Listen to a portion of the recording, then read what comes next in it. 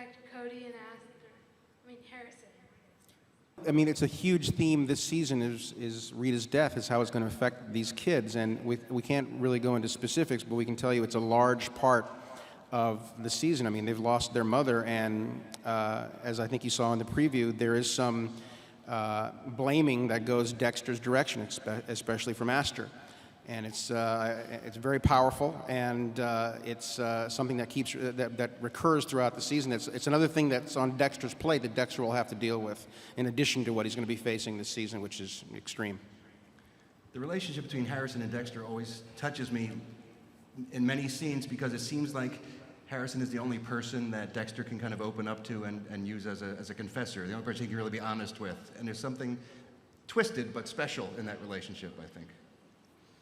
Yeah, he craves revelation, you know, and who better than your own flesh and blood child who doesn't understand English to tell your deepest, deepest secrets to?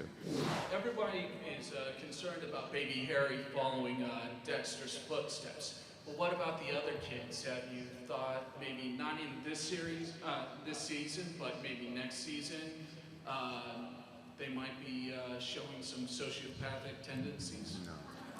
Wow. More so than regular kids do, I guess.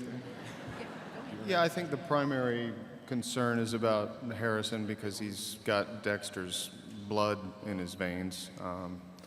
As far as the other kids go, I don't think there is much of a pressing concern. Well, obviously you have to deal with the impact, as we saw in that trailer, with them losing their mother. It's going to be extra pressure on Dexter, not just as a single dad, but dealing with with the kids and their rage and feelings too, right? Yeah. Part of the issue with babies is casting, of course, and you kind of get what you get, and we have the happiest, most untroubled baby you've ever seen in your life.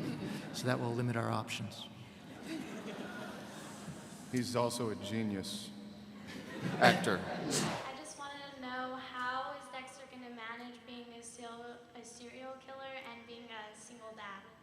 There's a lot of work. Well, you know, stay tuned. It's a logistical nightmare, you know? I mean, he's got to lean on his foster sister for her help. A nanny is hired at one point. But I don't know. He's got to get even better with the sleep deprivation, I suppose. I mean, he must be a guy who sleeps like a couple hours a night. But I mean, that is the very question that we're, you know, invited to find out the answer to when we watch the 5th season.